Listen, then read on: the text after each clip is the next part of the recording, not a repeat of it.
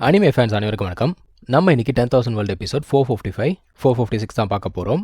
போன எபிசோடில் அந்த அசுரா கிளானுடைய கிரேட் எம்பரர் வந்திருப்பான்ல, ஆக்சுவலாக அவனுக்கு பார்த்தீங்கன்னா நம்ம ஹீரோ யார் அப்படிங்கிறது நல்லாவே தெரியுங்க. தெரிஞ்சுமே அவன் அட்டாக் பண்ணோம் அப்படின்னு பார்க்குறான். நம்ம ஹீரோ என்ன பண்ணுறதுன்னு தெரியாமல் முடிச்சுக்கிட்டு இருக்கும்போது திடீர்னு வேறு யாரோ ஒருத்தர் வந்து அட்டாக் பண்ணுறாங்க. யாரா அது நமக்காக அட்டாக் பண்ணுறாங்கன்னு சொல்லிட்டு நம்ம ஹீரோ அப்படியே திரும்பி பார்க்குறான் பாருங்க. அந்த யூனிவர்ஸ் வில்லு அதுதான் வந்து அட்டாக் பண்ணியிருக்கு. அந்த யூனிவர்ஸ் வில்ல பார்த்த உடனே அந்த கிரேட் எம்பரர் அதிர்ந்து போகிறான். அவன் லிட்டலாக வணக்கம் போட்டாங்க அவன். அந்த யூனிவர்ஸ் வில் என்ன சொல்லுது, டேய் நான் ஏற்கனவே சொல்லியிருக்கேன் கிரேட் எம்பரர்ஸ் யாருமே சண்டை போடக்கூடாதுன்னு சொல்லியிருக்கேன். அதையும் மீறி திரும்ப திரும்ப நீங்கள் சண்டை போட்டு இங்கே இருக்கக்கூடிய பேலன்ஸை கெடுத்துக்கிட்டே இருக்கீங்க. உன்னை என்ன பண்ணுறான் பாடுறான்னு சொல்லிட்டு அவனுடைய தர்மா பாடி அடிச்சிச்சிங்க. தர்மா பாடி அடித்தது மட்டும் இல்லாமல் ஒரிஜினல் பாடி இருக்கக்கூடிய இடத்துக்கும் போயிட்டு என்ன சொல்லுது, உன்னுடைய தர்மா பாடி அடிச்சன்ல அது வந்து வார்னிங் தான், மறுபடியும் சண்டை போட்ட மவனை உன்னோட ட்ரூ பாடியை கொன்றுவான் பார்த்துக்கோ அப்படிங்குதுங்க. இவன் பார்க்குறான், ஐயா நான் வந்து என்னுடைய பாடத்தை கற்றுக்கிட்டேன், இனிமேல் நான் ரூல்ஸை மீற மாட்டேன் அப்படிங்கிறான். ஆக்சுவலாக இவன் எப்படி புலம்புறான் பாருங்க. இந்த காலத்தில் அப்பாவாக இருக்கிறது ஆன்செஸ்டராக இருக்கிறது மிகப்பெரிய ஆபத்து போல தெரியுதுடோய் அப்படிங்கிறான். ஆக்சுவலாக அவன் என்ன சொல்கிறான், இதுக்கு முன்னாடிலாம் இந்த யூனிவர்ஸில் இந்த மாதிரி வந்து ஹெவன்லி பனிஷ்மெண்ட்லாம் கொடுக்காதான். ஆனால் இப்போது ஓப்பனாக இறங்கி வந்து எல்லாருக்குமே பனிஷ்மெண்ட் கொடுக்குதில்ல. என்ன காரணம், யாருமே நம்ம ஹீரோ பக்கம் திரும்பக்கூடாது அப்படிங்கிறதுக்காக இப்படி ஒரு வேலையை பண்ணுது. ஏன்னா இவனுக்கு பனிஷ்மெண்ட் கொடுக்கும்போது ஒழிஞ்சிக்கிட்டு இருக்கவங்க எல்லாரும் பார்ப்பாங்கல்ல, ஆஹா அந்த பையன் மேலே கை வைக்கக்கூடாது அப்படின்னு யோசிக்க ஆரம்பிப்பாங்கல்ல. ஆனால் என்ன, இவனால் அவன் பையனை தான் காப்பாற்ற முடியல. அவன் அங்கே அரண்டு போகிறாங்க, எஸ்கேப் ஆகலான்னு பார்க்குறான். எங்கே எஸ்கேப் ஆகுறது, விட்டா தானே. நம்ம ஹீரோ சிறப்பாக அடிக்க ஆரம்பிக்கிறான். அவன் என்ன பண்ணுறான், அவனுடைய சோர்ஸ் எனர்ஜி எல்லாம் பேர்ன் பண்ணி சண்டை போட ஆரம்பிக்கிறாங்க. ஆனாலுமே அவனால் சமாளிக்க முடியல. அடிச்சடியில் ஆள் டோட்டலாக காலி. அவன் செத்ததுக்கப்புறம் அங்கே எம்பரர்லாம் இருக்கும்ல, அதை உரியறதுக்குனே தான் நம்ம ஆள் ஒருத்தர் இருக்காப்புல, அது போயிட்டு எல்லா எனர்ஜி அப்சர்வ் பண்ணுது. அதே சமயத்தில் நம்ம சீனியருமே கொஞ்சம் எனர்ஜி அப்படிங்கிறத அப்சர்வ் பண்ணிக்கிறாங்க. இப்போ அங்கே இருக்க ஒரு 2 பேர் எஸ்கேப் ஆகலாம் அப்படின்னு பார்க்குறாங்க. எங்கே எஸ்கேப் ஆகிறது, அவங்க கதையை முடிச்சு விட்டாச்சுங்க. இப்போ இவனோட பொண்ணுக்கிட்ட போய் பேசுகிறான். அவன் சொல்கிறான், அம்மா நீ வந்து இந்த சின்ன வயசுல இந்த அளவுக்கு ஸ்ட்ராங் ஆகிட்டியே அப்படிங்கிறான். அதெல்லாம் சரி, இந்த இடத்துக்கு நீ எப்படி வந்து சேர்ந்த அப்படின்னு கேட்குறாங்க. அவன் என்ன சொல்கிறா, எல்லாத்துக்கும் காரணம் அண்ணன் தான். அவன் வந்து உங்களை தேடுறேன்னு சொல்லிட்டு வீட்டை விட்டு கிளம்பி வந்தான், நான் அவனை தேடுறேன்னு சொல்லிட்டு நானும் கிளம்பி வந்தேன், இப்படியே வெளில வந்துட்டோம் அப்படிங்கிறா. அவன் என்ன சொல்கிறான், எல்லாம் சரிதான், வெளி உலகம் ரொம்ப ஆபத்தாக இருக்குது, இனிமேல் இந்த மாதிரி பண்ணாதீங்கன்றான். இப்போ நம்ம ஹீரோட சிஸ்டர் அவன் என்ன பண்ணுறா, அவனை கூப்பிட்டு போயிட்டு அவளோட அப்பா கிட்ட இன்ட்ரடியூஸ் பண்ணி வைக்கிறா. அவர் என்ன சொல்கிறாரு, எப்பா ஃபார்மாலிட்டிலாம் தேவை கிடையாது, உங்கள் அப்பாவும் நானும் ஃப்ரெண்ட்ஸு தான், ஏன்னா நீ அங்கிள் லான்னு கூப்பிடு அப்படிங்கிறாரு. சரின்னு சொல்லிட்டு அங்கிள் லான்னு கூப்பிட்றாங்க. அந்த மனுஷன் என்ன சொல்கிறான், என் ஃப்ரெண்டோட பையன் நீ இந்த அளவுக்கு ஸ்ட்ராங்காக வருவேன்னு நினச்சி கூட பார்க்கல அப்படிங்கிறாரு. நம்ம ஹீரோ என்ன சொல்கிறான்னா, இது எல்லாத்துக்கும் காரணம் இதுக்கு முன்னாடி ஏகப்பட்ட சீனியர்ஸ் எனக்கு ஹெல்ப் பண்ணியிருக்காங்க, இல்லைனா நான் இந்த அளவுக்கு ஸ்ட்ராங்காக இருக்க முடியாது அப்படிங்கிறான். இவர் என்ன சொல்கிறாரு, தம்பி அந்த ஏகப்பட்ட சீனியர்ஸ் உன்னை பார்க்குறாங்கல்ல, அதுக்கு காரணம் நீ தானே, அதுவே மிகப்பெரிய விஷயம் அப்படிங்கிறாரு.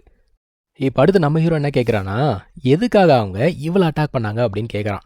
ஆக்சுவலாக அந்த அசுரா ட்ரைப் இருக்குல்ல, அவங்களுக்கு ரொம்ப முக்கியமே அந்த பிளட் லைன் தானாமா. இவளோட உடம்புல ஹியூமனோட பிளட் இருக்குது, அதாவது நம்ம யூனிவர்ஸ் இருக்குல்ல, ஷுவன்யூன் யூனிவர்ஸ், அந்த யூனிவர்ஸோட பிளட் லைன் இருக்குது. ஸோ அவனுங்களுக்கு இவளை பார்த்தா சுத்தமாக பிடிக்கல. அது மட்டும் இல்லாமல் ஒரு சீக்ரெட் ரீஜன் இருக்கான், அந்த சீக்ரெட் ரீஜனுக்குள்ளே போகணும் அப்படின்னா ஃபாரின் யூனிவர்ஸோட பிளட் லைன் இருந்தால் தான் உள்ளுக்குள்ளே போக முடியும்.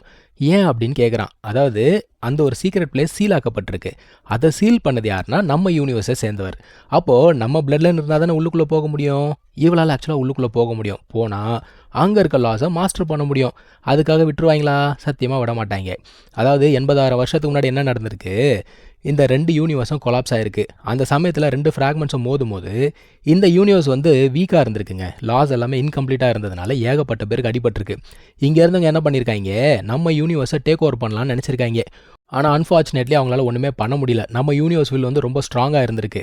ஸோ நம்ம ஹீரோ கேட்குறான், எங்கள் யூனிவர்ஸ் அட்டாக் பண்ணவங்க யாரை சொல்லுங்கள் அப்படிங்கிறான். நிறைய பவர்ஃபுல் பீப்புள் அட்டாக் பண்ணாங்கப்பா, அதில் முக்கியமே டார்க்னஸ் ட்ரைப் தான் அப்படிங்கிறாரு. மறுபடியும் அவனுங்களா அப்படிங்கிறான். இப்போது நம்ம ஹீரோ அவரை பார்த்து கேட்குறான், சரி நீங்கள் சொல்லுங்கள் உங்களோட எண்ணம் என்ன அப்படின்றான். இவர் என்ன சொல்கிறாரு, இவர் வந்து ஷூரா ரேஸோடைய பிரின்ஸு. அப்படி இருக்கும்போது அவங்க மக்களுடைய நல்லதுக்காக தான் இவர் வந்து பார்க்கணும் இல்லையா. ஆனால் இந்த ஹிஸ்ட்ரி அப்படிங்கிறது கண்ணாடி மாதிரி, வார் அப்படிங்கிறது கண்டிப்பாக டிஸ்ட்ரக்ஷன் அப்படிங்கிறது தான் கொண்டு வரும். சுற்றி பாரு, இந்த வாரால் தான் இந்த ஒரு யூனிவர்ஸ் இந்த நிலைமையில் இருக்குது அப்படிங்கிறாரு. ஸோ என்னுடைய மக்கள் பல மில்லினியம் அப்படிங்கிறத கடந்து வாழணும்னா ஒரே ஒரு வழி தான் இருக்குது, உங்கள் யூனிவர்ஸோட இந்த யூனிவர்ஸை நம்ம இன்டெகிரேட் பண்ணணும். அதை வந்து இன்வைட் பண்ணுறது வேலைக்காகாது, அதாவது போயிட்டு கைப்பற்றுறதெல்லாம் வேலைக்காகாது, இதையும் அதையும் ஒன்றாக்குறது தான் ஒரே வழி அப்படிங்கிறாரு. நம்ம ஹீரோ கேட்குறான், எப்படி நீங்கள் இன்டெகிரேட் பண்ணுவீங்க அப்படின்னு கேட்குறான். அவர் என்ன சொல்கிறாரு, அதுக்கு ஒரே வழி தான் இருக்குது அப்படிங்கிறாரு. அந்த யூனிவர்ஸ் வில் இருக்குல்ல, அதை என்ன பண்ணணும், இங்கே இருக்கிறவங்கள அக்செப்ட் பண்ணிக்கணும். அக்செப்ட் பண்ணிக்கிட்டு அது வந்து ஏற்றுக்கிட்டு அவங்களுக்கான ஒரு இடத்த கொடுக்கணும். ஆனா, அதுலயும் ஒரு பிரச்சனை இருக்குங்க. என்ன பிரச்சனைன்னா, ஒரு யூனிவர்ஸ்ல எனர்ஜி அப்படிங்கிறது லிமிட்டடா தான் இருக்கும். ஸோ, இந்த அளவுக்கு தான் வந்து பிராக்டிஷனர்ஸ் இருக்க முடியும். இந்த அளவுக்கு தான் ஸ்ட்ராங் பீப்பிள் இருக்க முடியும்னு சொல்லிட்டு ஒரு ரூல் இருக்கு. அத தாண்டி போனா யூனிவர்ஸ் வில்லால அத ஹேண்டில் பண்ண முடியாது. அப்ப அது ஏத்துக்காது. கரெக்ட்டா? இப்ப அந்த யூனிவர்ஸ்ல இருக்க பெரிய தலைங்க விடுவாங்களா? அப்ப 2 யூனிவர்ஸ்க்கும் மிகப்பெரிய சண்டை நடக்கும். மறுபடியும் அது அழிவுல கொண்டு போய் தான் விடும். இப்ப நம்ம ஹீரோ கேட்கறான், நீங்க சொல்றபடி பார்த்தா, எந்த பாதைய சூஸ் பண்ணாலும் அது அழிவுல தான் கொண்டு போய் விடுது. அப்ப நீங்க வேற ஏதாவது வழிய வச்சிருக்கீங்களா? அப்படின்னு கேட்கறான். அவர் என்ன சொல்றாருன்னா, இதுக்கு ஒரே ஒரு வழி தான் இருக்கு அப்படிங்கிறாரு. என்ன வழி அப்படின்னா, என்ன பிரச்சனை அப்படிங்கிறத தெரிஞ்சு அத சரி பண்ணணும். இப்போ இந்த இடத்துல யூனிவர்ஸ் வந்து இன்கம்ப்ளீட்டா இருக்கு. இந்த லாஸ் எல்லாமே இன்கம்ப்ளீட்டா இருக்கு. அப்ப என்ன பண்ணணும்? அத வந்து சரி பண்ணணும். அத சரி பண்றது ஒண்ணும் சாதாரண விஷயம் இல்ல. ஒண்ணும் கடையில போய் அல்வா வாங்கிட்டு வர விஷயம் கிடையாது. அதுக்கு ஒரு மனுஷன் எல்லாத்தையும் கடந்தவனா இருக்கணும். டிரான்சென்டென்டல்னு சொல்லுவாங்க. அந்த லெவல்ல இருக்கணும். நம்ம ஹீரோட அப்பா கூட அந்த லெவல்ல இருக்காரா அப்படிங்கிறது நமக்கு தெரியாது. ஸோ அந்த லெவல்ல இருக்கிறவங்களால மட்டும் தான் யூனிவர்ஸோட சோர்ஸ் எனர்ஜிய கண்டுபிடிச்சு கொண்டு வர முடியும். அப்ப என்ன பண்ணலாம் அப்படின்னா, 2 யூனிவர்ஸ் இருக்குல்ல, அந்த 2 யூனிவர்ஸ்ல இருக்கக்கூடிய சோர்ஸ் எல்லாம் ஒண்ணா சேர்த்து ஒரு டேலண்ட்ட உருவாக்கி அவன வச்சு இந்த ப்ராப்ளம சரி பண்ணணும். அந்த யூனிவர்ஸ் வில் கூட பார்த்தீங்கன்னா, நம்ம ஹீரோ கிட்ட இதே விஷயத்த தான் கேட்டிருக்கோம். நம்ம ஹீரோ என்ன சொல்றான், நான் அந்த லெவல ரீச் பண்ணா கண்டிப்பா நான் உதவி செய்றேன் அப்படிங்கிறான். இவர் என்ன பண்றாரு, எல்லா உயிர்கள் சார்பா நான் உனக்கு நன்றி சொல்றேன் அப்படிங்கிறாரு. இவங்க பேசிக்கிட்டே இருக்கும்போது ஒரு பயங்கரமான எக்ஸ்ப்ளோஷன் கேட்குமா, அங்கேருந்து வர எனர்ஜி பயங்கரமா இருக்குங்க. நம்ம ஹீரோவே கஷ்டப்பட்டு தான் அதை தடுத்து விடுறான்னு பார்த்துக்கோங்க. எல்லாருமே என்ன சொல்றாங்க, கிரேட் எம்பரர்ஸ் யாராவது சண்டை போடுறாங்களா அப்படிங்கிறாங்க. ஆனா கிரேட் எம்பரர் சண்டை போட்டா யூனிவர்ஸ் வில் சும்மா இருக்காது. உள்ளுக்குள்ள வந்து செம்மடி அடிக்கும். அப்ப அவங்க யாரும் சண்டை போடல. இவர் என்ன சொல்றாரு, இல்ல அந்த சீலிங் கிரவுண்ட் இருக்குல்ல, அதை யாரோ தொட்டிருக்காங்க. அங்க இருக்க அந்த கார்டியனுடைய கான்ஷியஸ்னஸை எழுப்பி விட்டுருக்காங்க அப்படிங்கிறாரு. ஸோ யாரோ ஒருத்தர் அந்த சீலிங் கிரவுண்டை நோக்கி போய்கிட்டு இருக்காங்க. இவங்களும் அங்க போய் செக் பண்ணலாம் அப்படின்னு யோசிக்கும்போது, இங்க இருக்க ஒரு சில பேர் என்ன சொல்றாங்க, இல்லங்க நாங்க அந்த அளவுக்கு ஸ்ட்ராங் இல்ல. நாங்க வரல அப்படிங்கிறாங்க. ஒரு சில பேர் நான் வரேன் அப்படிங்கிறாங்க. சரின்னு சொல்லிட்டு அவங்களெல்லாம் வழி அனுப்பிச்சுட்டு இந்த இடத்த நோக்கி வந்துகிட்டு இருக்காங்கப்பா. இவங்க போற வழி ஃபுல்லாவே பார்த்தீங்கன்னா ஒரே கலவரமா இருக்குங்க. எங்க பார்த்தாலும் லைட்னிங்கா அடிச்சுக்கிட்டு இருக்கு. அதுக்குள்ளலாம் பூந்து தான் போய்க்கிட்டு இருக்காங்க. நம்ம டிராகன் என்ன சொல்லுது, நிறைய கிரேட் டெம்பரர் லாஸ் அப்படிங்கிறத என்னால் ஃபீல் பண்ண முடியுது. இந்த ஆப்பர்ச்சுனிட்டியை மிஸ் பண்ணிடக்கூடாது. என்னோட டிராகன் லைஃப் எனக்கு திரும்ப கிடைக்க போகுது அப்படிங்குதுங்க. இப்படியே இவங்க போய்கிட்டே இருக்காங்க. உள்ளுக்குள்ளே போகும்போது நம்ம பறவை கேட்குது, என்னையா இங்கே இருக்க ஸ்டார்ஸ் எல்லாம் உடஞ்சி கிடக்குது அப்படின்னு கேட்குது. இது ஆக்சுவலாக பார்த்தீங்கன்னா இவங்களோட ஆன்சஸ்டரோட இன்டர்னல் வேர்ல்டு. நான் சொல்லியிருக்கேன்ல, அவங்களுக்குள்ள ஒரு உலகத்தை உருவாக்குவாங்கன்னு. அவங்க இறந்ததுக்கப்புறம் அது இந்த மாதிரி டேமேஜ் ஆயிடுச்சு. ஆக்சுவலாக அந்த சீலிங் பிளேஸ்க்கு முன்னாடி ஏகப்பட்ட பேர் ஆல்ரெடி நின்றுட்டு இருக்காங்க. இவங்க எல்லாம் தனக்குள்ளே, நான் வந்து 5 ட்ரைபுலேஷன், நான் வந்து 7 ட்ரைபுலேஷன், எனக்கு தான் சான்ஸு, பத்தியா எல்லாத்தையும் நான் தான் அள்ளிட்டு போகிறேன் அப்படின்னு நினச்சிக்கிட்டு இருக்காங்க.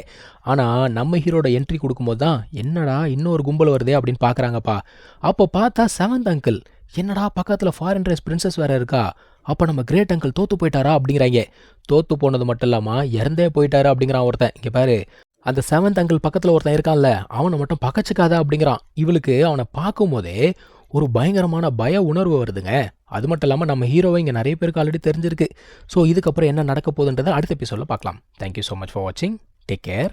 பாய்.